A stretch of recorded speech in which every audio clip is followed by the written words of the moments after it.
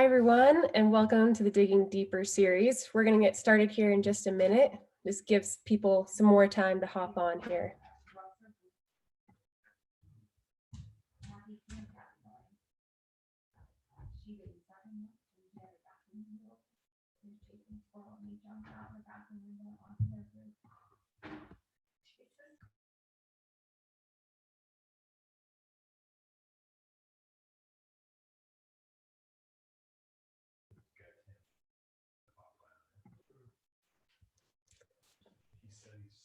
All right, we're going to get started here. Welcome back to the Digging Deeper series online. I'm Amy David with the Friends of the Sawtooth Avalanche Center.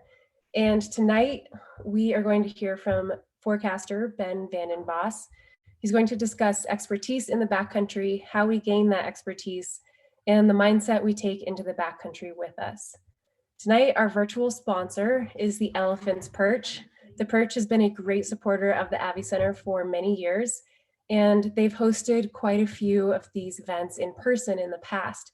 So we're really excited to have Kate Rosso here with us on Zoom to say a few words on behalf of the whole team at the Elephant's Perch.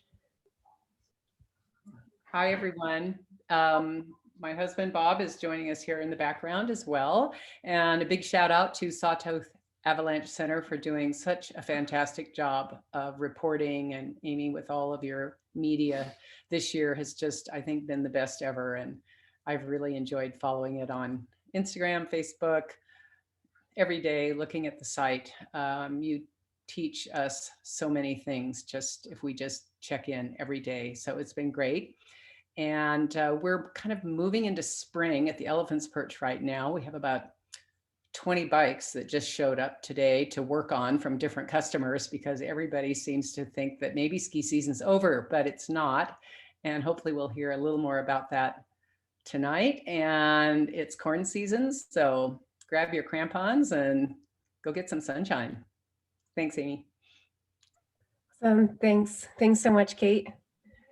You know, the Perch has got some awesome Sawtooth Avi Center hats in their store, along with all of the fun spring ski and, as much as I hate to say it, starting to bike gear.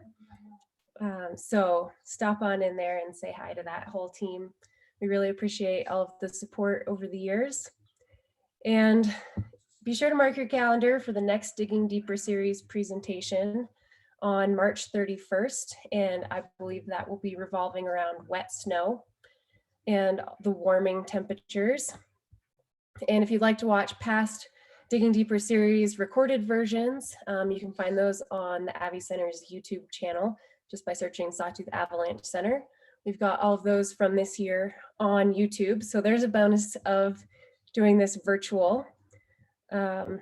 So before we dive into Ben's presentation, I'm going to do a drawing for the winners of the social media contest or challenge that we did, that was inviting folks to participate in some avalanche rescue practice and sharing it on social media. So all you had to do to enter was post a photo or a video of you or your backcountry partners practicing avalanche rescue techniques, anything from practicing assembling your probe to shoveling techniques to doing beacon drills and search practice. So we had a handful of folks do that, and it was awesome to see the different ways people got creative. And I put their names on paper in this cool Avi Center hat, and I'm going to draw for a few different prizes. We had some companies donate to help encourage people to get out and continually practice avalanche rescue, not just at the beginning of the season, but hopefully encouraging practice throughout the season so we can stay sharp on that. So first up, for a Sawtooth Avi Center hat, we have Parker Morris. Parker was also the Observer of the Year last year for the motorized users. So thanks for being involved, Parker. And for a RAB Equipment Tech Tee that has the Banff Mountain Film Festival artwork on it, we've got, a couple. Josh Morrell. Whoa, there it is. And next up, another Banff t-shirt. We have both a men's and a women's. Let's see, Carl Phosphate. Okay, and next up we have some Lakey poles. They're really nice adjustable backcountry poles. Robbie Hilliard donated those from his sponsor Lakey. And winner is K9 Mac, our one dog entry. He was doing rescue digging practice in his video. And then the Lululemon yoga kit. Andrew Pearson, who's an instructor with the Friends of the Avi Center, helped us get a donation from the Sun Valley Lululemon. There's 2 people left. Let's see. Rio Pedersen. Rio had an awesome video with her friend doing a probe assembly race at the bottom of the Hayburn Petzl Couloir. That was a personal favorite. And there's our final in here for the RAB Equipment Microlight down jacket. And Jeremy Lotto.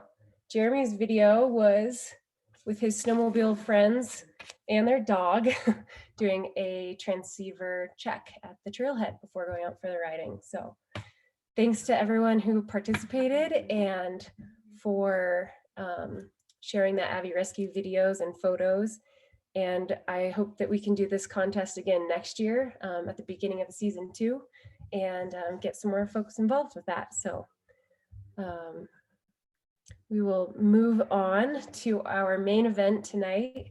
So many of you know forecaster Ben VandenBos, but for those of you who don't know him, I'll share a little background on Ben.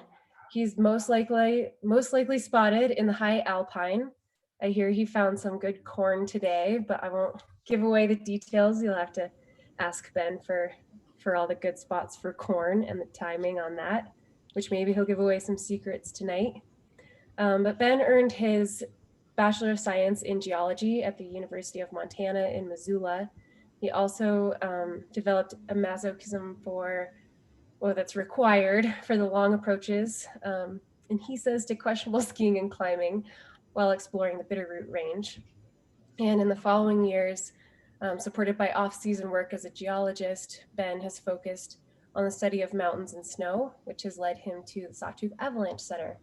So we are lucky to have Ben, and tonight he will discuss expertise in the backcountry, how we gain that expertise, and the mindset that we take into the backcountry with us.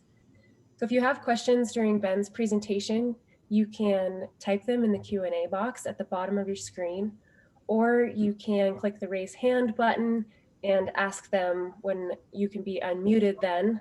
So it's a live question, which makes this fun to have more interaction even. There's also an option for anonymous questions in that Q&A box. So you can pick your poison there and ask questions throughout the presentation. We'll leave it up to Ben to see if we do questions midway through or just at the end. So with that, I will turn it over to Ben.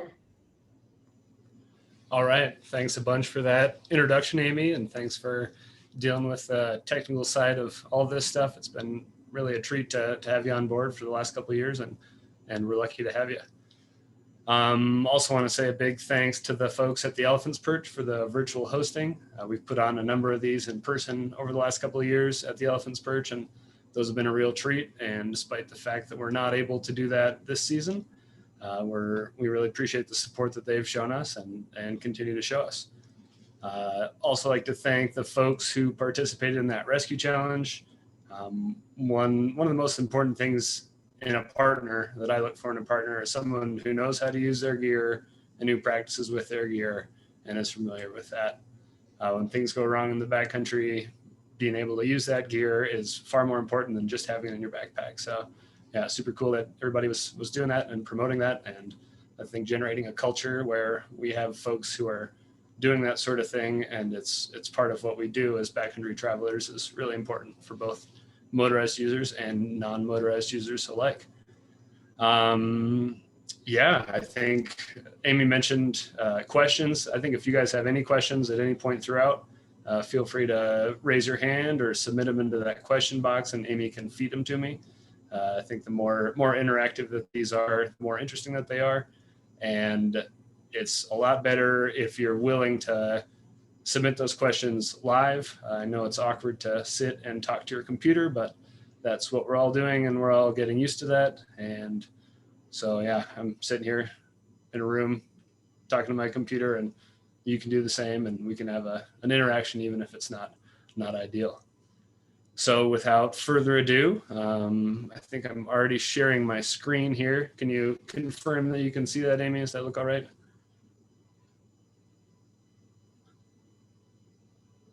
Just going to go with the yes on that. Let's dive in. I'm going to spend some time tonight talking about expertise and mindset. But before we dig too far into that, I'm going to spend a minute talking about current conditions. Right now, we are in the middle of the springtime transition.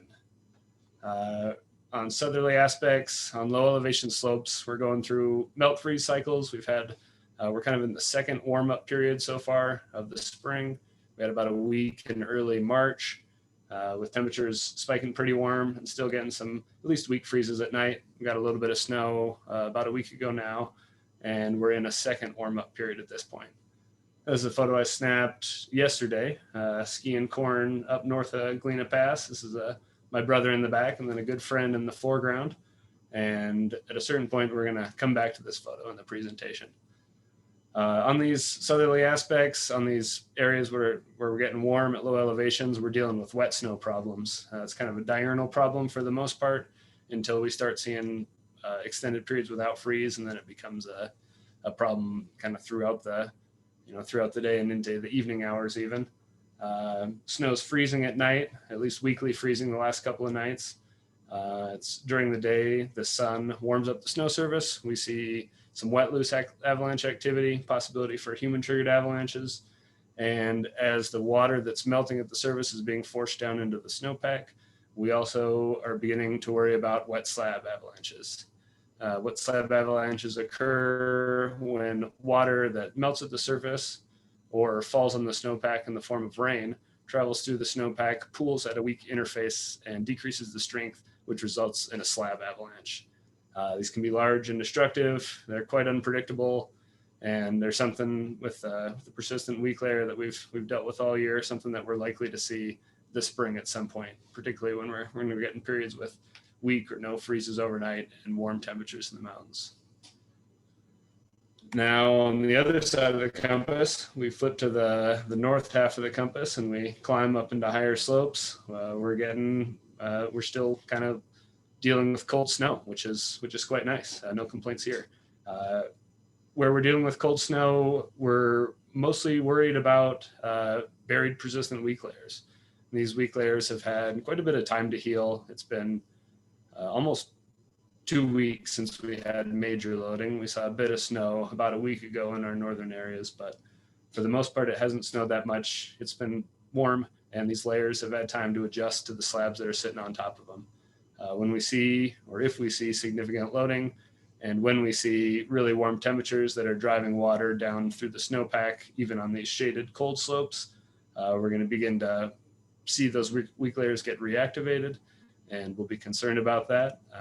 But for right now, we're kind of dealing with these somewhat dormant weak layers, and the likelihood of triggering an avalanche on these slopes is relatively low, but that possibility hasn't gone away.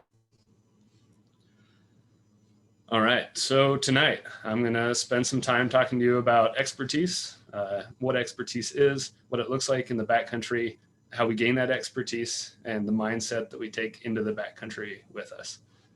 I guess I have two main goals for you tonight. I want to get you to think about your own expertise, the limits of that your own experience, the limits of that experience, and how that drives your decision making in the mountains. And I want to give you some tools and some ideas for how you might expand your experience base and work towards increasing your expertise in the backcountry, which is something that enables us to travel more safely and to access more terrain, go more places that we all want to go, and do it in a way so that we can return home every night. I'd like to frame this discussion on expertise around this hour, this idea of the 10,000 hours to expertise.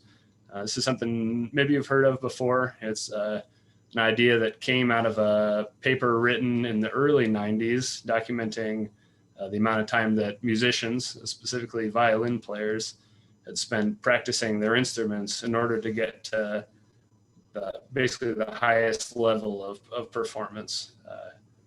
Is also something that the author Malcolm Gladwell kind of picked up on and wrote about in a book of his called Outliers. The idea is basically that for any cognitively demanding activity, for any really challenging activity, which I would argue traveling in the backcountry is both of those things, doing it safely and doing it well. It takes a lot of practice to get good at it. It takes a lot of time, a lot of dedication to get to the point where you're doing something really well and you're doing it, in our case, safely and in a repeatable fashion. The other case study that's kind of been commonly cited is with chess grandmasters. And so for both of these groups, people looked at how much time they'd spent doing these activities, how much time it took them to get to the highest ranks of their fields. And this number 10,000 hours stuck out. Now, of course, 10,000 is just a number. There's nothing magical about 10,000 hours. You don't go from 9,999 to 10,000 and all of a sudden you're a different person. But the idea is basically it just takes a lot of time and a lot of practice to be good at these sorts of things. For a thought experiment for you here, let's take 30 seconds and think about how much time you think you've spent in the backcountry. For reference, say you're going out twice a week, you go out for 3 months of the year, that gives you about 150 hours per winter. At that rate, you need about 65 years before you hit this 10,000 hour mark. And again, that 10,000 hours it's not a magical number. It's not something where everything changes, but I think that helps frame this conversation a little bit and frame our own thoughts about our own level of experience, our own level of expertise in the backcountry, and how that might impact how we travel in the backcountry. So one thing that's unique to the backcountry environment is that it's a spot that's it's incredibly difficult to gain expertise. It's dangerous, it's hard to learn there, and it's just really challenging to gain that expertise. We're not sitting in an auditorium practicing our violin. We're not playing chess on the computer or on a board with a friend of ours. We're traveling through an environment that's really quite hazardous. So I want to spend a minute here going over a few of these properties of the backcountry that make it such a difficult place to gain expertise. I'm going to talk about the backcountry as a wicked learning environment. I'm going to talk a little bit about the nature of snow, talk about avalanches as unlikely events, talk about distortions in our memory and how we misremember our own personal experiences, and talk a little bit about how many things there are to be distracted by in the backcountry. So this is maybe a concept that you've heard of or been exposed to, but it's this idea of kind and wicked learning environments. Briefly put, a kind learning environment is an environment where you're taking in information that helps you to predict how the environment is going to behave the next time you're in that environment. These are relatively simple environments, and the information that you acquire there really helps you to accurately predict the future the next time that you're in it. A good example for this might be a sport like tennis or golf, or even a sport like skiing, not in a backcountry environment, but just the actual skiing itself. When we're playing, let's say we're playing tennis and we're hitting a ball. We hit the ball with our hand in a certain position and it doesn't go where we want. We adjust our hand and until the ball goes where we want it to go. And now we've learned how we might predict how the ball is going to behave when it hits the racket when we're hitting it a certain way. Similarly with skiing, we're we learn how to turn, and we're going to move through different types of snow, powder or corn, or maybe groomed snow at the resort or whatever it is. But we learn how we position our bodies, how we weight our bodies, what we do with our feet, what we do with our hands. And that's relatively predictable. We can go to a different state, we can go to a different country, and everything that we do is going to be the same. That makes those things a kind learning environment.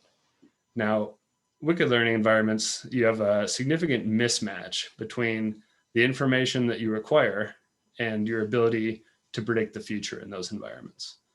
A great example of this is backcountry skiing. Not the skiing aspect, but the being in the backcountry portion of it.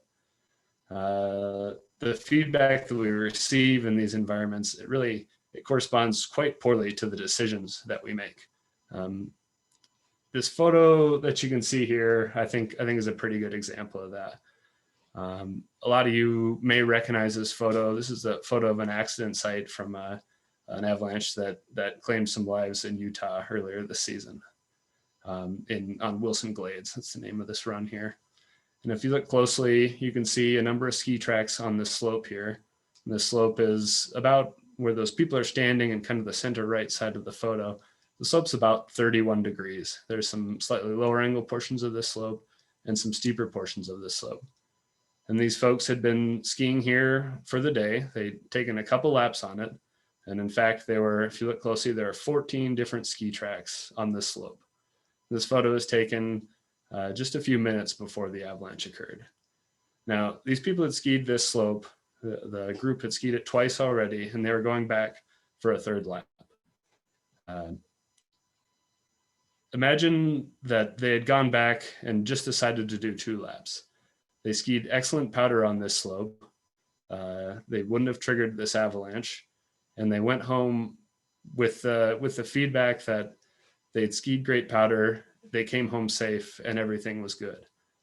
Unfortunately, as they climbed up for their third lap, this avalanche occurred. It broke a quarter of a mile wide, 3 to 4 feet deep, and it caught this party and another party that was ascending below them. In this instance, the feedback that they're getting was very different from the feedback if they had just left after their second lap. And that's not because leaving after their second lap was the problem. It's not because they had decided to stay for one more lap. It's that when you're dealing with wicked learning environments, you're dealing with these environments that just provide you with very poor feedback. And avalanches in the backcountry environment is like that in particular. We can do a lot of things in the backcountry, and we can get away with a lot of things, or we can do things and think that we're making great decisions, and we aren't necessarily. And that's kind of the nature of a wicked learning.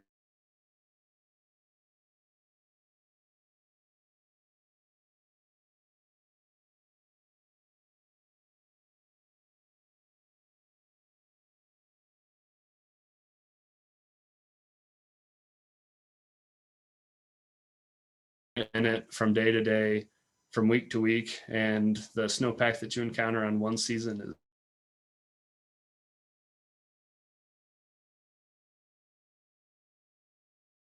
in the snowpack, where, especially in our area, if you're probably familiar with this, say you live down in the Wood River Valley and you're used to driving around and seeing a lot of brown slopes right now. And even the slopes that have snow on them are quite thin, and we have these thin, shallow, faceted snowpacks. And then maybe you decide to go up and ski some couloirs in the Sawtooth for the weekend, and you drive up north and you're finding a snowpack that's 6 feet deep.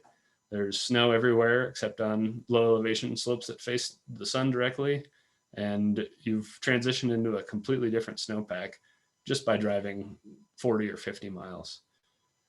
This makes it really hard to gain expertise and get good feedback from the backcountry environment because what you're seeing is so different from place to place. Another facet of the backcountry or dealing with backcountry snowpacks that's so challenging is that avalanches, most of the time, they're generally unlikely events. There are times when the avalanche danger is high and avalanches truly are likely. In this photo, you can see widespread avalanche activity. This is actually the end result of a big wet slab cycle from a couple of years ago down in the Wood River Valley. But there are times when avalanches are likely events, when avalanches are just going to happen. If you go somewhere, you're likely to trigger an avalanche. But a lot of the time we live in this middle ground where avalanches, they're not particularly likely. The possibility's on the table, and it's hard to truly identify what that possibility is, whether it's a 1% chance or a 5% chance or a 50% chance. But there are, most of the time, triggering an avalanche isn't a particularly likely event. This is another feature that makes learning from the backcountry environment pretty challenging. Now, we're dealing with this environment, as I've described, it's quite challenging, but in addition to the environment being challenging, we ourselves are incredibly complex beasts. Humans are, the way that we understand the world around us is obviously there are entire branches of science built around this, but there are lots of flaws in the way that we understand the world around us, the way that we process that world, and the way we describe it to ourselves. Our memories are inherently fallible. The things that we remember aren't necessarily truth. They're not actual events, but they're descriptions of events that we've encoded into our mind. I want to talk about a few different biases that we have, and there are many more than this, but a few that kind of feed into this challenge of learning in an environment like the backcountry. First one is called hindsight bias. Hindsight bias is this idea that I knew it all along, that when we see something or when something happens and we remember it in a way where we think that we predicted it. We think that it made sense because it happened, even though when it happened, it may have come as a significant surprise. For instance, we trigger an avalanche, we don't get caught, and immediately we write this story in our brain that says, we knew that was going to happen. And that's the story that we tell ourselves every time we think about that avalanche. So instead of coming away from this experience thinking, oh, we just had a close call, or, oh, I made some mistakes and I need to recalibrate the way that I think about things, we say to ourselves, oh, I nailed it. I knew it all along. That happened exactly how I expected it to happen. Another bias that we have, or another problem that we have in our memory, is this idea of illusory correlation. We inaccurately assume relationships between unrelated things. And this feeds into something that I'll talk about in a minute here called the narrative fallacy. But we have a way of describing the world around us that makes sense to us because that's how we understand that world. But really, things often aren't that simple. An example for us in the backcountry, we ski or we ride a slope. We don't trigger an avalanche. And so the story that we decide to tell ourselves is that was a safe or a good choice, when those things may be unrelated, knowing that avalanches are somewhat unlikely events most of the time. It's possible that we entered in this gamble where there's a 10% chance of triggering an avalanche and we didn't trigger it, but a 1 in 10 chances is not really a safe bet necessarily. And the third one I'll touch on here is called the self-serving bias, where the way that we remember events that happened is that we take responsibility for desirable outcomes, but we don't take responsibility for undesirable outcomes. For instance, we ski a slope and it does an avalanche, and it didn't avalanche because we made the right choices. Whereas if we make a mistake and we ski a slope and it does avalanche, the reason it avalanched was, well, it wasn't our fault. It was somebody else's fault, or it was somebody else's decision, or something like that. And so we have built into our brains all these ways that we understand the world around us and try to interpret the world around us that really, if anything, they hinder us from gaining this expertise and gaining the experience that we need. We encode these memories in ways that don't reflect reality, and they don't reflect what we're actually doing in the backcountry. Instead, we encode them in a way that make us feel like we're making good decisions. And knowing how complex the backcountry environment is, this is clearly a pretty dangerous thing. And all three of these feed into this idea of the narrative fallacy. And I think this is a really powerful idea and something worth spending some time thinking about. I guess for starters, looking at this photo on this slide here, this is taken in February of this year.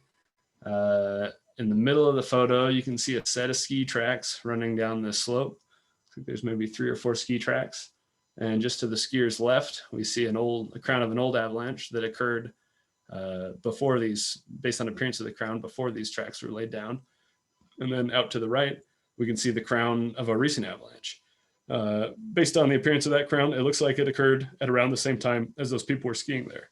It's impossible to know whether that slide was remotely triggered by those people, whether it was there and then they skied, or whether they skied and it happened naturally afterwards, but it's really not that important. This idea of the narrative fallacy is that we as humans we're storytelling animals. We tell ourselves stories to make sense of the world around us. It's a way that we deal with this world that often doesn't make a whole lot of sense. We tie events together. We look at sequences of events and we find some sort of story in there, whether or not it's reflective of any sort of reality.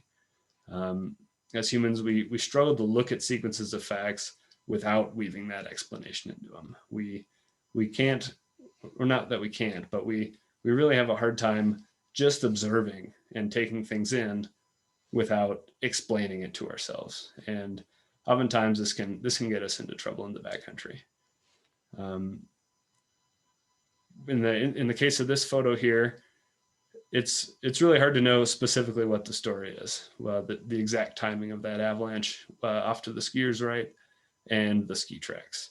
But knowing the angles of the slopes here, that ridge that they skied was a slightly lower angle ridge, but it's certainly possible that avalanche could have gone across that rib with the weak layer that we have. In fact, there's no real reason that it didn't. It's not a predetermined sort of thing. It just didn't. There's a possibility that didn't happen, but could have happened. And so if you do something like this and you go out and that's the outcome of the event and you go home that day, what's the story that you tell yourself? And I think often when we have close calls like this, when we have places where we nearly get ourselves into trouble, it's easy to say, I knew that was going to happen. It's easy to say, oh, I expected that to happen exactly there. Even though in reality, knowing how infinitely complex the snowpack is, how complex snow itself is, the complexity of the terrain that this is all going on top of, means that you can't really look at a slope and say, this is exactly where it's going to avalanche, particularly when dealing with persistent weak layer issues like we've been dealing with all year. So we've discussed this idea of the wicked learning environment, how we're operating in this environment that's just really hard to get feedback from. That's really challenging for us to learn from the outcomes of our actions. The variable nature of snow. We talked about avalanches as unlikely events, and also about the memory distortions and the problems with the story that we tell ourselves. And in addition to all of these things, the backcountry is a challenging environment just because there's so much to pay attention to and so much going on all at the same time. We're back to this series of photos here that I've got for you. This is from, like I said, yesterday. You can see a couple of skiers here enjoying some high quality corn skiing. It's a beautiful day, skiing through old growth trees. We're in the sun, making great turns. There's a lot of things to be thinking about right now. Stability in the snowpack is one of them, but we're also thinking about the hazards of skiing. We're thinking about the hazards of skiing on a relatively shallow snowpack that's a little bit thin and maybe didn't have quite a complete refreeze last night. If you look closely in this photo, this is the the last one before the action photo I'll show you here. You see the skier in the foreground there, the 6'4" tall man, his lower ski there has started to dive into the crust. And as we were skiing this corn, the crust was thinning, it was melting in the sun, and there are some hollow spots created by sagebrush and whatnot. And so we're traveling in the backcountry, we're trying to take in all this information, we're trying to learn things, and we're also dealing with the hazards that are posed by the backcountry environment. In this photo, you can see that my 6'4" tall friend has at least half disappeared into the snowpack underneath. When we're moving in the backcountry, there's just so much going on. There's so many things to be thinking about. Oftentimes, the snowpack itself and how the snow is behaving falls to the wayside. We're thinking about how tired we are. We're thinking about other things that are going on in our life. We're thinking about that we're hungry and it's time for a snack, and we miss something. And sometimes we miss something and the outcome is negligible. Like here, he just went down and we pulled him right out and everything was fine. But there are times when that's not the case, and when the consequences for missing something and for letting our guard down, even for a short period of time, can be quite high. So at this point, I've touched on quite a few different things, and I know that I'm not painting the rosiest of pictures for you. I've probably highlighted how much experience you have and maybe how much experience you think that you have to gain to getting to this place of expertise, which obviously isn't an end point as I described, but it's an ongoing process of learning. I've talked about how complex things are, talked about this idea of seasonal variability, where during one year we might have a largely stable snowpack and we're just dealing with simple problems like wind slabs, and on another year we have a snowpack with multiple buried weak layers like we do this season. And even getting to the point where we're entering avalanche terrain and dealing with simple wind slab problems is kind of a treat to be able to take a breath and deal with something simple. And all this, yeah, it's not terribly rosy. And the point of what I'm trying to portray to you isn't about what you don't know. It's not about you can never get to the point that you know things about this environment. It's not that you can't learn things about it, but it's important to be honest and to be realistic with ourselves when we're going into these environments, because they're not friendly places. As beautiful as the mountains are, and as much as we love spending our time there, they're serious places. They're places with high consequences. They're places where if we make miscalculations and we make mistakes, we can pay for those mistakes with our lives or with our friends' lives, and that's just the reality of it. And we have to at least be honest with ourselves when we're thinking about this. So what do we do about that? How can we go about dealing with this environment and learning in this environment? How do we spend time in these sorts of environments comfortably? I think if you're listening to this, you're probably listening because you like the mountains and you like the snow. You like powder skiing, or you like corn skiing, or you just like to be out in the mountains when there's snow on them. And there's no reason that you can't do that. And yeah, I hope to, in this last section here, give you a little bit of insight into how we can think about the way we go about traveling in the backcountry, and how that can help us to kind of manage some of these problems that I've highlighted in the introduction here. So we find ourselves talking about mindset. Mindset means a number of different things. It's a broad concept. It covers a lot of different ideas. And when we talk about it in relation to the backcountry and backcountry traveling in general, or in specific rather, one thing that pops up is this seminal paper written by Roger Atkins. Roger Atkins is a ski guide, and he wrote a paper called Yin, Yang, and You, in which he describes these operational mindsets that we use He kind of comes at it from the framework of a ski guide, so a professional framework, but there's also a lot in there for recreational skiers as well, or for non-professional skiers. And he describes setting our minds before we leave the car, before we leave the trailhead, before we leave our house generally, in these different strategic operating mindsets. And he lays out 7 different mindsets. What I want to talk about isn't the specifics of those mindsets. If that sounds interesting to you, I'd highly encourage you to look that paper up, or if you want to shoot me an email, I'd be happy to send you a link to it. It is a very fascinating piece. It's well written, and it does describe there's a lot in there for kind of more advanced backcountry users.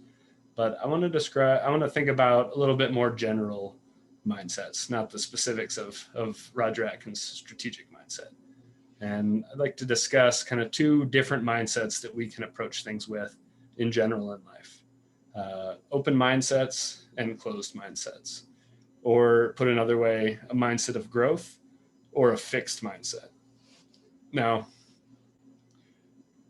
I'm spending time here talking about 10,000 hours to expertise. I'm talking about this idea of, we can learn and we can get to this point where we understand the environment that we're in. But I think that it's incredibly important that the way, certainly personally, and I think for any backcountry traveler, the way that we approach the backcountry is with this open mindset, with this growth mindset, with the beginner's mindset. When we go into an environment with a closed mindset, we go in and we decide that we already know everything that there is to know. An example for the backcountry would be, maybe you read the avalanche forecast. We say that the avalanche danger is low. You go out with the idea that the avalanche danger is low, avalanches are unlikely, and you're not really looking at the environment that you're traveling through. You're not paying attention to what you're seeing. You have decided that it's low, and you know how to manage low danger, and you go out, and that's all you do. Versus the idea of this open mindset where, take the same example, the avalanche danger is low, but you read through the avalanche forecast and you see that we're talking about these buried persistent weak layers that have gone dormant. And so you go out in low danger, but you know that there is a complexity there that is hidden by just deciding that the danger is low and stopping right there. And you go out and you go to the same slope that you skied in the other example. You dig a pit, you see a buried persistent weak layer, and you either decide or don't decide that you want to engage with that. You decide or don't decide that you're willing to accept the risk of that low probability but high consequence scenario. And in this scenario, even though your actions may be the same, you go out and you ski the slope and you come back to the car, what you see is different and what you take in is different. And I'd argue the value of that experience is far greater. And on an hours to hours basis, you're kind of playing, you're just in different realms when you're entering the backcountry in that sort of mindset. I spent a while when I was thinking about putting this together, thinking about mindset that I have when I do different activities in life that I enjoy, be it backcountry skiing or climbing or writing an avalanche forecast or whatever it is. And one that I found that really, I think, illustrates this well is the mindset of a hunter.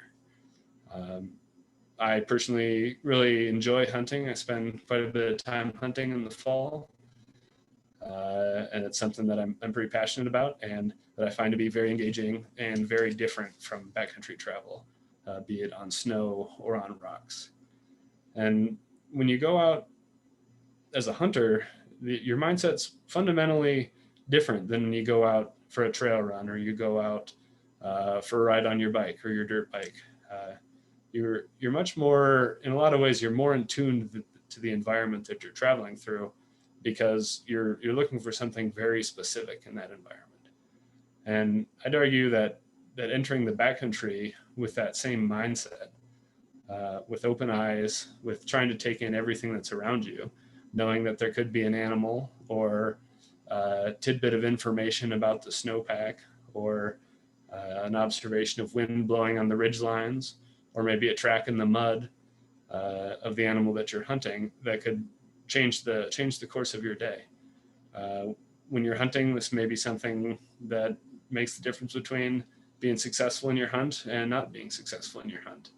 And as you travel in the backcountry, this is something that makes the difference between traveling safely and not with full knowledge of the environment you're traveling through, versus just kind of traveling with your head down and missing the things that are around you, making decisions and either getting lucky or not. But the mindset is an open one. It's a mindset of taking in what's around you as to the best extent of your abilities, and processing that and using that to inform the decision that you're making. To continue with this idea of the hunter's mindset, I think this ties in well to kind of the traveling in the backcountry. I want to talk a little bit about hunting in areas where you are the apex predator, and hunting in areas where there are bigger, more dangerous animals than you. If you look at this photo, it's a photo I snapped, I think 2 falls ago, in a place I like to hunt in Montana. And pretty obvious in this photo is a very large set of grizzly bear tracks. The smaller tracks that you see in those photos are wolf tracks. For perspective, those grizzly bear tracks are twice as wide as my boot and as long as my boot. It was a big bear walking through the exact area that I was walking through not very long before I was there. When we go into the backcountry, we're not just traveling through this environment that's benign. We're not traveling through something that we don't need to pay attention to, or that we can just kind of put our head down or ignore. We're traveling in an environment that's quite hazardous. And the mindset that I have when I enter the backcountry, and the mindset that I have when I go hunting in grizzly bear territory, is very different from the mindset that I have when I go off to go do something less consequential. When I go off to, go for a skin in the morning at Baldy, or go off to do something where you're not entering this environment that's fundamentally hazardous to you. And so when you're leaving the car in the backcountry, or when you're going hunting in an area with grizzly bears, the way that you focus and the things that you think about are very important. You're alert, cautious, and inquisitive about the environment that you're traveling through. And I'd make a strong argument for that being the only way to safely, repeatedly, successfully navigate the backcountry environment.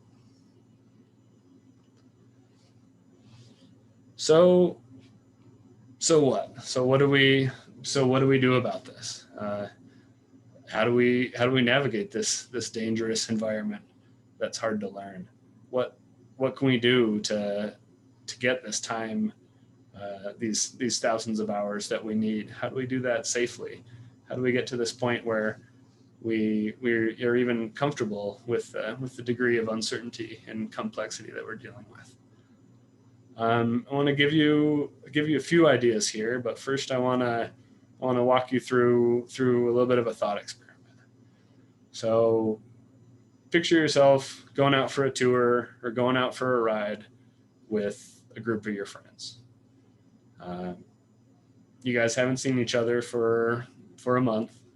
You're all good friends, and you have a lot of stuff that you want to catch up on. Things that you'd like to talk about, things that you'd like to share with each other. And so you hit the trail. You're walking along, you're setting the skin track. You got 3 or 4 hours to walk before you get to where you're going to ski. And your entire conversation is dominated by catching up on life stuff, finding out how your friend's job is going, or how their girlfriend is, or how their kids are doing, or anything like that. Things that don't relate directly to the environment that you're traveling through. So you spend those hours, you walk along, the time passes quickly. You find yourself standing on top of the line that you intended to ski. Before you know it, you have a short conversation about what you're going to do, and you do it, you ski the line, nothing happens, and you ski out and you head home. In this instance, the feedback that you've got and the learning that you've got is that you made this decision and you followed through with it and everything was good and you made a great decision. And picture this scenario. You go out with that same group of friends and you spend time talking about the things that you haven't talked about for a while and catching up with them. But you frequently interrupt your conversation to make observations of the things that you're seeing. Maybe you're walking through the forest, and as you walk into some open areas, you feel that the snow gets a little bit more sugary. And someone says, "Oh, it looks like the snow's a bit more faceted on top. That'll be something to watch out for next time it snows." Or you're walking along, and your buddy's telling you about his 2-year-old and the funny things that you're doing, and you interrupt him for a second to say, "Hey, just so you guys know, I can see some snow pluming up on the ridge lines above us." You pause your conversation. You discuss the threat of wind slabs. You discuss the threat of loading of maybe very persistent weak layers if you've had some recent snowfall, and then you resume your conversation. In this instance, you have the same conversations. You catch up with your friends. You spend time talking to the people that you care about. But you've also dedicated this valuable time to making observations along the way. You get to the top of your line. You may have identified that there's a bit of a faceted surface and some new slabs building on top. But you decide those slabs are thin. They're not a whole lot to worry about yet. And you ski your line. You get down safely. You have an excellent day. And you go home. In that instance, you've devoted a lot more quality time to learning. And one thing that's come out of a lot of the research about how we get good at things and how we practice things is that the quality of our practice is really important. If both tours take 6 hours, in one of those tours, a lot of those 6 hours aren't tallying up for your 10,000 hour total. They're not adding to your understanding of the environment that you're traveling through. In fact, basically you're just traveling through this environment and making no observations whatsoever. In the other one, the other scenario, you've traveled through all this terrain, you've taken in all of these things, made all these observations, made a decision based on those observations, perhaps the same decision. You got good skiing, you felt good about your decision, and you've practiced, you've put in this time that will help you in the long run. It'll help you to make future decisions well, will help you to decide whether or not the snow that's coming this week means that you should or shouldn't be skiing steeper slopes, knowing that some faceted grains underneath, and those sorts of things. So you have this way in which the amount of practice you do is not necessarily as important as the quality of the practice. And so we can put a lot of time and effort into improving the quality of the practice that we're doing. And I'm going to give you just a couple of ideas of how to do that at the end of this here.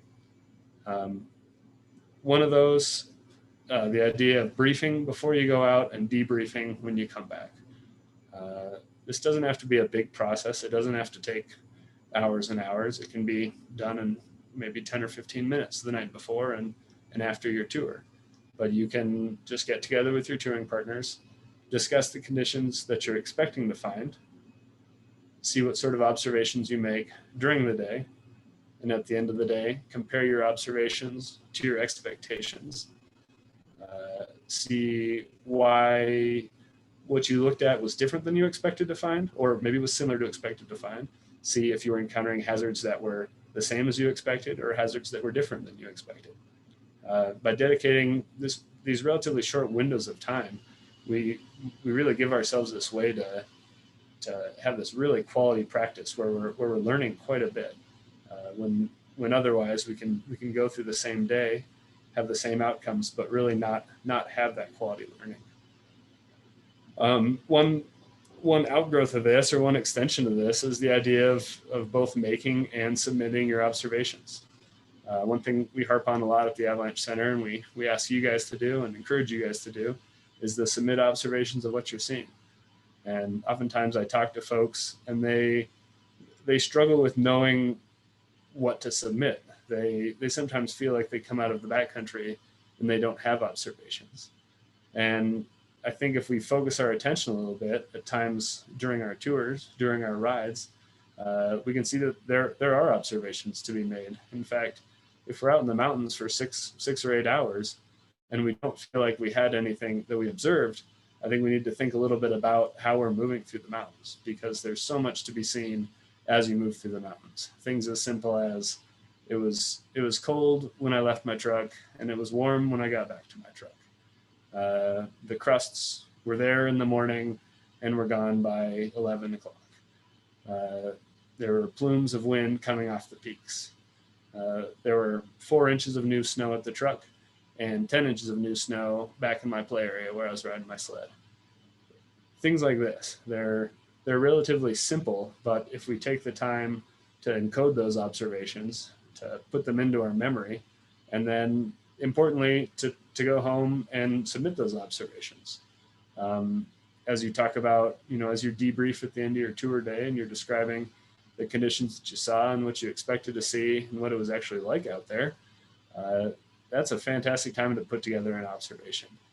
And even if you don't submit that observation, and I strongly recommend you do, because it's helpful for us and everybody around you, you do spend this quality time thinking about what the environment that you traveled through is like and why. And that's fundamentally important to building this base of experience that leads us to a greater degree of expertise. Another great thing you can do is just spend time talking and thinking about the snow, even when you're not in the mountains. There's a growing body of research that shows that the practice that we do, even this mental practice, is just as valuable as the physical practice. And this is true for sports, for things like shooting basketballs, hitting a golf ball, playing tennis, for skiing. When we think about and we spend time thinking about these activities that we're doing, even if we're not actually doing them, we do have these highly valuable practice times. And this is time that you wouldn't have if you don't dedicate this time to it. But you can build that wealth of experience that leads you to be a better traveler and a safer traveler in the backcountry by doing something as simple as that. One thing you can do even is just look at the snow in your yard, or look at the snow on your, if you walk to work, or as you go out in the morning and you scrape the ice on the car and you know that it got cold, or whatever it is. The snowpack is always changing. The weather is always changing, and that drives the changes that we see in the snowpack. You can watch these things happen even if you're not in the backcountry. And by doing so, you can gain a lot more insight they'll enable you both to be a safe backcountry traveler, be a successful backcountry traveler. And, often that pairs quite closely with the quality of the skiing or the riding that you're finding. When we keep these things in mind, we're able to, even if we're only getting out on the weekends or whatever it is, we're able to, build that knowledge and build that experience, which leads us to closer and closer to this expertise that's something that we're all working for. Another part of this mental practice, one thing that we can do on a daily basis, and here's another shameless plug for us at the Avalanche Center, but read the avalanche forecast. The 4 of us put a lot of time into crafting these forecasts. We spend, 4 hours a morning writing these things, and we spend countless hours out in the field thinking about what the snow's doing, watching the snow change, and trying to put that together in a way that communicates it well to you. Even if you don't get to go into the backcountry, it's pretty easy to open up your computer and read one of these forecasts for the area that you're traveling to. That is mental practice. That helps build your experience base, and that helps you to be a better and safer traveler. A cool feature of our forecasts is what we call the forecast discussion, which is at the bottom of each of the 4 forecasts. And often in the forecast discussion, we're talking a little bit more generally about what's happening with the snow and the specifics of what's happening with the snow. Oftentimes the things that are written in the forecast are a bit in the problem discussion sections. They're a little simpler. We try to make those a bit shorter so people can read them quickly and understand them. But if you have an extra 5 minutes, I guarantee you that's a 5 minutes well spent to scroll down to the bottom of that page and read that. Scotty had a great forecast discussion this morning about the different avalanche problems and how they don't really fit neatly into boxes. He talked about wet loose problems, wet slab problems, and persistent slab problems, and how all these things are overlapping in our snowpack right now, and what that means for the type of avalanche activity you might see and the type of thing that you might expect in the backcountry. That's a pretty high level of discussion. There's a lot going on in there. And if you take the time to sit down and read that and think about that, you're gaining a lot of experience, a lot of exposure to ideas that you don't otherwise get exposed to, that should help you or will help you understand what you're seeing in the mountains, help you drive the questions that you have about the snowpack, help you know where to go to answer those questions, and help you travel safely and find great skiing and great riding along the way. One last thing you can do is to find a high quality partner that you can spend time with. It oftentimes having somebody who's inquisitive like you are, who wants to learn about the backcountry is fundamentally important. We can, as a single human, our experience is somewhat limited. But if we can bring someone else into this discussion and these observations, someone else who's pointing out things to us in the snowpack, or we're pointing out things to, share their experience and share our experience, we can learn a lot from that. And I think one of the great values of a partner, obviously aside from having somebody to perform rescue if you get yourself in a hazardous situation, is that you have somebody that you can discuss what you're seeing with, and discuss conditions as they change, discuss how your expectations for the day are aligning with what you're actually finding in the backcountry, and use that to frame your understanding of the environment as you're traveling through, and use that to help you travel more safely and more successfully. So I think, that gives you a pretty good selection of ways that you can increase your experience. You can spend time in the backcountry, and you can spend quality time learning things in the backcountry. Having this fundamental curiosity about the environment that you're traveling in is really important. The backcountry is incredibly complex. It's kind of blows my mind how complex it is. I spend every day here skiing in different places, riding in different places, traveling from mountain range to mountain range, and there's never a day where I know everything before I go out. In fact, that our jobs would be pretty meaningless if we knew everything before we went out to the mountains and saw them. Our position at the Avalanche Center is not just to tell you to avoid avalanche terrain, it's to try to help you learn how to understand avalanche terrain better and how to recreate in it safely. If the whole goal was just to get you to avoid avalanche terrain, you'd be able to do that without a problem. You just avoid avalanche terrain. But we want you to learn. We want you to be able to travel more and more safely every time you go out. So as you head into the backcountry, I'd strongly encourage you to keep some of these ideas in mind. Think about having that open mindset, that growth mindset, beginner's mindset. Open your eyes to the things around you. Don't have preconceived notions about what you're going to see, and ignore the things that are in front of you, and have a great time with your friends along the way. So that's what I've got for you on this. And I encourage anyone who has questions or comments or anything else to go ahead and send them our way.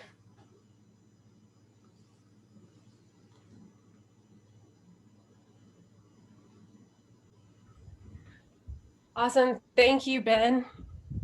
As people start typing their questions in here in the Q&A box or raising hand, we had a great note from Lynn, and she was, sorry everyone, ignore the dogs barking in the background if you can hear them. They're very excited for Ben's presentation as well. They're saying bravo. So Lynn had sent a comment in, emphasizing the 10,000 hours of becoming an expert, and adding in, which I thought tied in nicely with what you had said, Ben, that it's 10,000 focused hours where you plan, create hypotheses, check them, and improve the next hypotheses versus via contemplation. And I thought that was really great to add in with what you were saying, Ben, of, okay, 10,000 hours, but what are you doing during those 10,000 hours that then makes you an expert? Yeah, So that's a great point, Lynn, and I couldn't agree with you more. And sometimes that number 10,000, it sounds like this huge number, and it's not about the number 10,000. It's not this specific benchmark that we reach. It's more about this ongoing mindset of curiosity, of going out into the backcountry with expectations of what we're going to see, but being open to what we do see, and not closing our minds off to the actual reality around us, because we have this built reality in our head.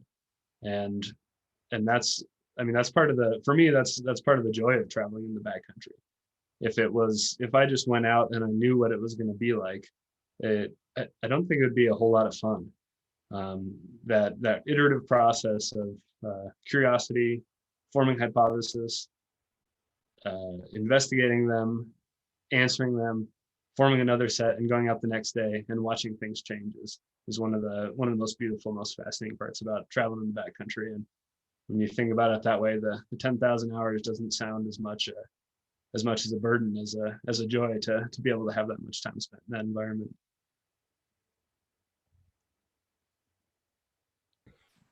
all right, Ben, next question is from Sean Zimmerman Wall, and it's, how does the mindset of the community affect the actions of the community? Let's see. Let me see if I can figure out where you're going with that. I think the mindset that we have communally, either within our small group of riding partners, touring partners, and within the backcountry environment or the backcountry community as a whole, I think that's really important, especially for new users coming into this environment. And I think advocating this mindset of openness, this mindset of growth, not this mindset of I'm a professional and I'm an expert and I know everything, but a mindset of willingness to learn every time we go into the backcountry, because every day is different, every snowpack is different, every year is different, and I think encouraging that within our community is really important. Okay, we have a live question. We'll give this a try, from Brian Mayfield. So Brian, you can ask your question live by unmuting yourself. Awesome. Can you hear me now? Yeah, we can hear you. Perfect. Yeah, Ben, I'm really curious. I feel like this time of the year, after we've had, a full season of really big problematic persistent weak layers, and then going to what feels like this kind of abrupt transition to it being a lot safer, and then kind of going in this diurnal cycle. I think I'm really curious to, like, from a psychological standpoint too, like we go from this like high kind of danger mindset to things are relatively calm. But as you mentioned before, we're going to go into this place where then wet slabs become this big concern. So I'm curious to see how you kind of navigate this kind of intermediary transition time, and also like what some of those visual cues are for you to see that we're getting more back into a danger zone of those wet slabs when we've had this kind of like fun lull time to get up in the high alpine. Yeah, great question, Brian, and thanks for hopping on and talking to your computer like the rest of us. I appreciate that. I think, I mean, in some sense, it's a matter of deciding that the environment isn't as simple as we think it is. And even as we get into low danger and we're in a kind of a spring diurnal pattern where we're seeing melt freeze cycles, and you can go out and it's locked up and you're skiing corn, I guarantee you, and I know for a fact that snowpack underneath you isn't any less complex at that point. And if you pop your shovel out and dig a pit, cool thing you can do: dig a pit in the morning you're skiing corn, and come back 6 hours later and look at how it changes. You're skiing corn, so you're going to be on a solar aspect. You're going to find a few crusts in the snowpack. In the morning, look to see if the water that percolated down the day before is frozen at those crusts, if the snow between the crusts is moist, or is it wet, or is it draining well and it's already dry. And then come back later in the day and look at your same pit. See if you're seeing water that's kind of pooling on those crusts and flowing out of the pit.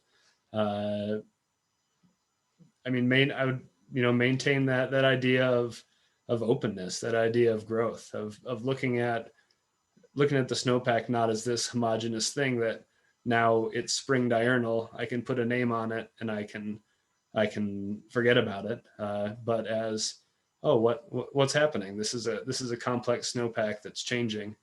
How is it changing, and how does that differ day to day? Does that address what you were asking, Brian? Yeah, definitely. Thank you, Ben. Yeah, absolutely.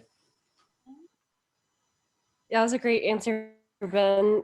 Brian, I was happy you asked that question. I was struggling with that this year, going from skiing less than 30-degree slopes all season, and then suddenly was time to go in a 55-degree couloir. Definitely, it feels abrupt. It felt really abrupt, and so I was glad you answered that. And Ben, thanks for the insight, especially as we potentially might have the wet slab cycle happening. It's good to take the time to assess the conditions and have you guys' insight there to help with those decisions. All right, so next question is from Trent Smither. And his question is, any thoughts on how to develop or continue a beginner's mindset for the spring season, specifically with regard to the timing or the thinning snowpack and the wet slab problems? So general mindset for a specific set of problems. So that sounds like a pretty similar question to what Brian had, but feel free to chime in, Trent, if you don't feel like I answered that. One thing maybe to add to that is, I talked about what's going on our solar aspects, where we're getting direct sun right now and where the snow is melting because of the solar radiation. Water is trickling down through the snowpack, and watching that. But we have a whole other half of the compass. We have these shaded aspects that have been dry all year long, but that's starting to change. So maybe if you're going out, say if you're down in the Wood River Valley or something like that, and you're trying to find some dry snow on those shaded aspects, dig a snow pit there and see how, watch how that slab of snow that's fallen since our December week layer has consolidated into this stiffer and stiffer slab, and see how that changes from day to day. See when you're starting to get that snow actually getting wet, say you go ski something where you're starting at 8,000 feet and you're ending at 6,000 feet at the valley floor, watch how that changes across that span of elevations. Because at a certain point, you'll get to a snowpack where the ambient temperatures are melting that and are pushing water down into the snowpack. There's no end to the complexity in the snowpack. I think the idea of the beginner's mindset is this idea that we don't know everything, and so we're going out trying to answer questions, and that's always true, regardless of what kind of snowpack we're finding ourselves in. So I think if you're finding that you don't have questions to answer, maybe think a little bit, think about a different aspect, or think about a different location, or just spend a little time contemplating how the snowpack is changing, because it doesn't stop changing even when we get into these periods of low danger, or these periods of a little more predictable conditions. We still have this ever evolving, ever changing snowpack that's different this year from last year and from next year, and different today from yesterday and tomorrow.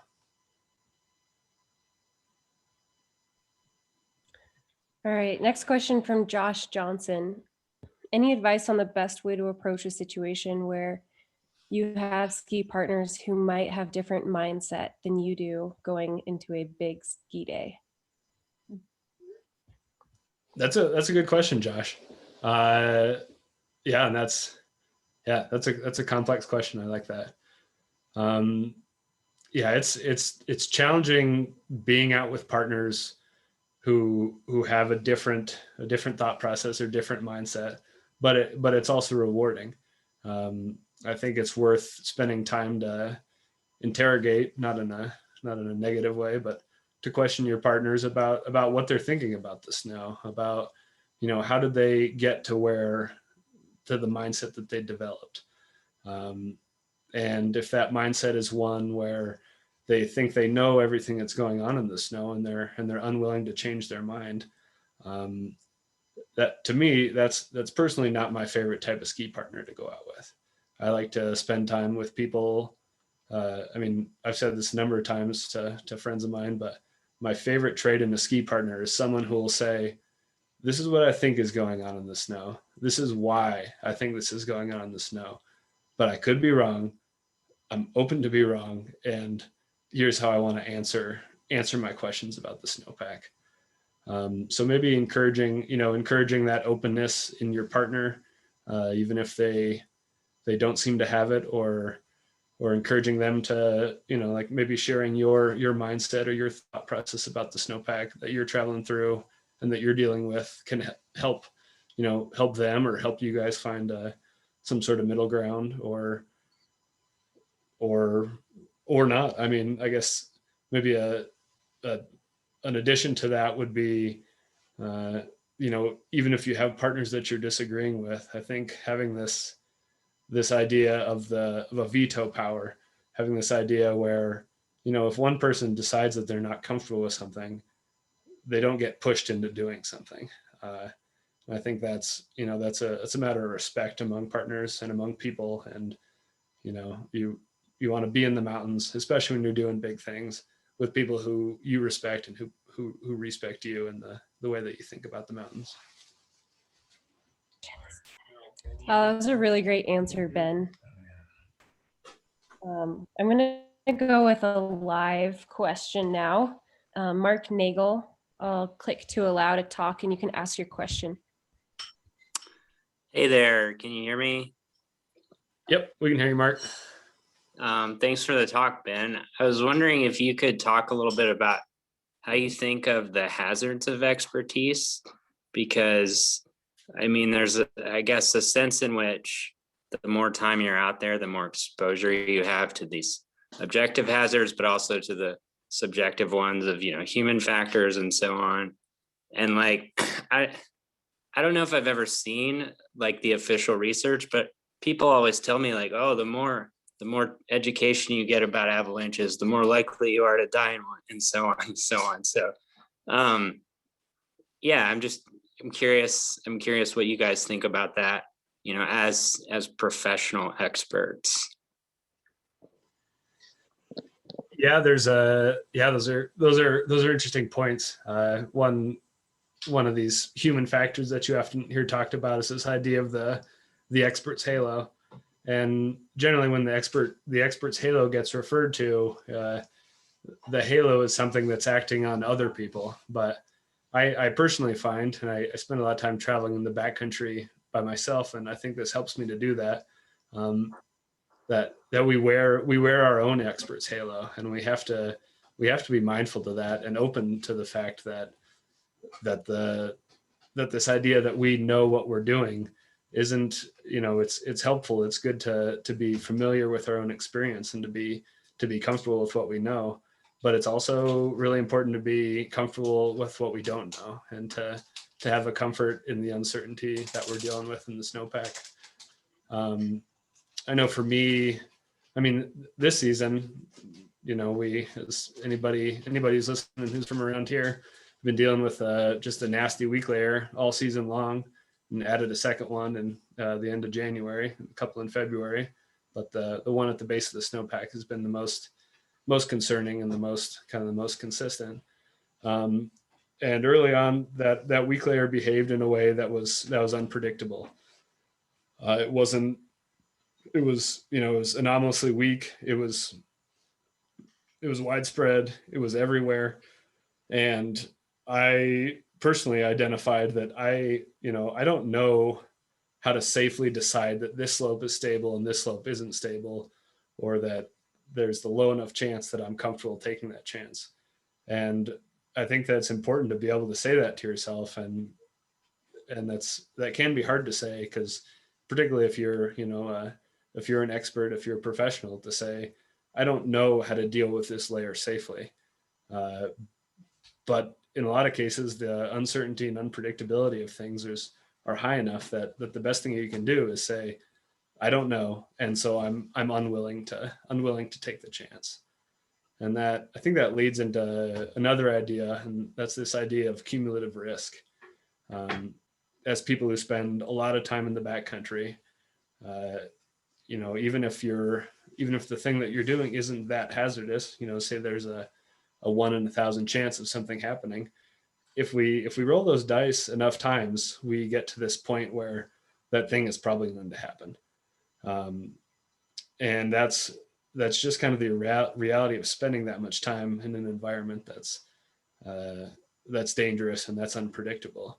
And really the only way to deal with that is to say, I'm going to try to set my risk tolerance is X low, or it's at this level where I'm only willing to accept something that's one in whatever it may be. But that's something to think about, this idea of cumulative risk, and how the more time that we spend out there, the more times that we play this game. And if we're playing a game, even with relatively low odds, hundreds or thousands of times, that's very different than going out and, just playing that game once. Does that kind of answer what you were getting at, Mark? Yeah, thanks. That's great to hear. Great question, Mark. Thanks for asking that one live. And Ben, very helpful answer. Well, if anyone else has other questions, feel free to raise your hand or type them into the Q&A. In the meantime, we did have one more comment on here that I thought I would share. That is, not sure the username, Del Rojo, but they're saying a few of my backcountry partners had to work and were not able to attend. Will this recording be available anywhere? And how can we donate? And so, yes, this recording will be available on YouTube along with all of the other Digging Deeper series presentations from this last year. Those are just, YouTube Sawtooth Avalanche Center. And to donate, you can go to the website sawtoothavalanche.com and click the donate button in the upper right-hand corner. That's for PayPal, or you can use Venmo if that's easier for you. And it's Venmo Sawtooth-Avalanche, or just shoot us an email at info@sawtoothavalanche.com and we'll happily direct you in the right way for the recording or for donations or any other questions. Let's see, so we don't have any other questions coming in just yet. I'll give it a few more minutes or 30 more seconds for anyone to fire away at Ben while we've got him here. But while we wait for any final questions, Ben, I have a question for you. Hit me. Yeah, this time of year, and this is more of a fun question because I think you nailed all of the other questions about the expertise and mindset. But what are your tips for finding good spring skiing, if that's the north-facing slopes that are still cold enough, or how do you find the right corn at the right time on the southern-facing slopes? That's a great question, Amy. And I'll never divulge my secrets. So I'm just kidding. Yeah, I mean, a lot of it is comparing.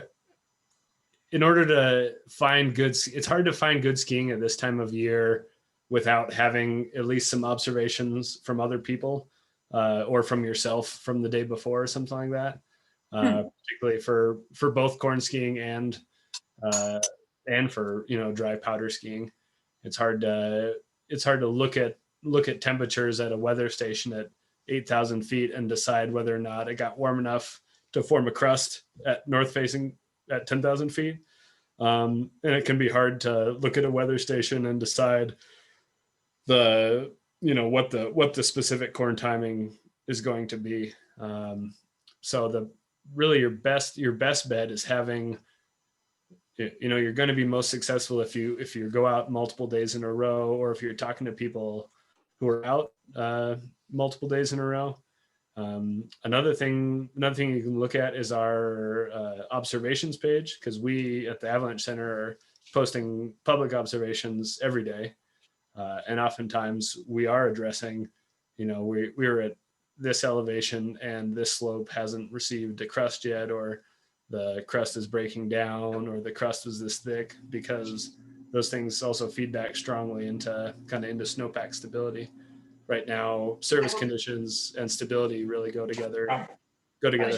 And so we're, that's a good place to look for that sort of a thing. Trying to think if there's anything else. Yeah, I mean, watching overnight freezes and reading, that's again something that we're talking about a lot, is whether or not it froze strongly overnight. That'll give you a little sense for whether or not, if it's not freezing overnight and it's not freezing hard, the corn skiing isn't really going to be great. And if anything, it's going to be, kind of hazardous as soon as things break down. Like that photo of my buddy Ned illustrated. It was only, there's maybe an 8 to 10 centimeter crust there, and that broke down by maybe 10:30. And next thing you know, he was waist deep in the snow, upside down, not the way you want to be. So I don't know if that helps at all. Yeah, Ben, I think I could pick a few tips and tricks out of that.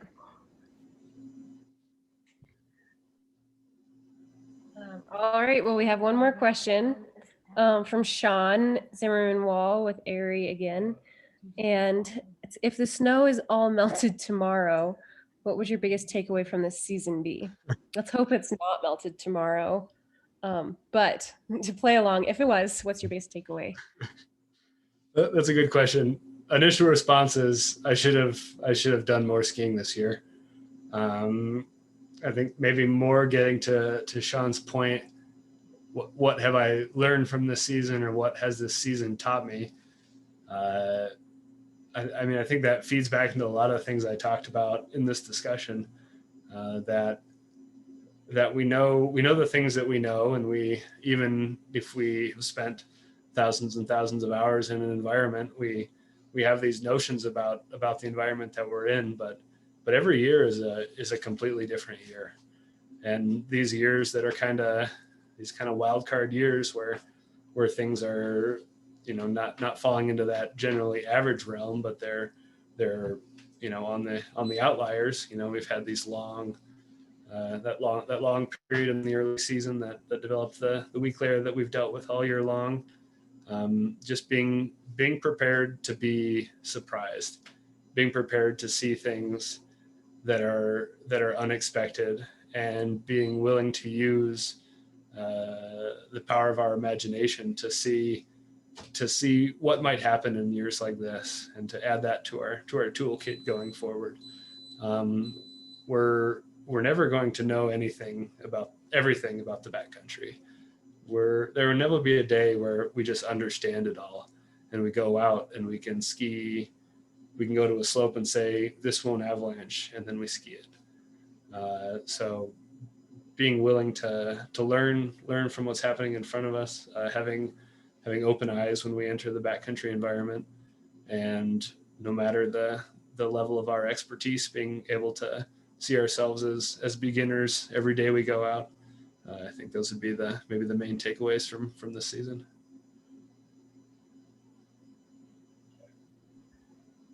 Great. Thank you so much, Ben. That wraps up all of our questions here. And if anyone else has follow-up questions that you didn't quite get typed in, feel free to send those. We'll send them all to Ben, Ben at sawtoothavalanche.com, or the info account. Sorry, Ben. No problem. I think he probably talking about snow, so safe bet he'll have a good answer for you. So yeah, with that, thanks to everybody for watching tonight and happy spring skiing. The forecast will be still posted daily for quite a while longer. Ben might have more to say about what that's going to look like through April. Ben, do you have any insight on that? A little bit condition dependent. We're looking at maybe mid-April-ish. Depends on if we go into a true high and dry with no snow on the forecast. Maybe that'll be a little bit sooner, but yeah, it'll be weather dependent.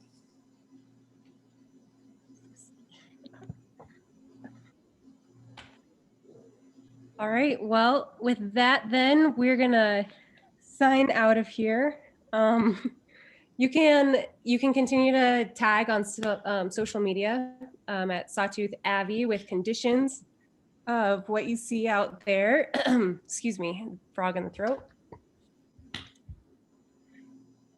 Also, you can submit observations on sawtoothavalanche.com. Sorry, got water down the wrong throat. Oh my gosh. Sorry about that, everyone.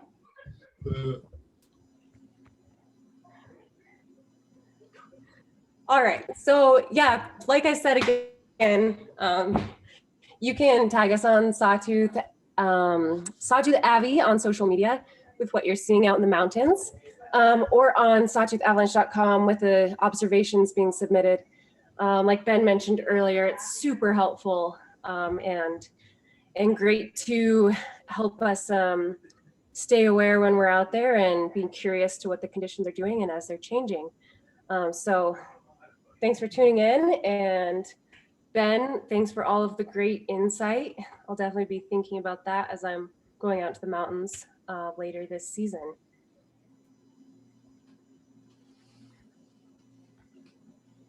Okay, and next presentation, for those of you still on here, is March 31st, and we have a special guest, Simon Troutman, and he's going to talk about wet snow. And with the warming temperatures, that's going to be a great talk to hear more about. All right, so we will keep you all up to date on more info about the next Digging Deeper, and have a great rest of your week.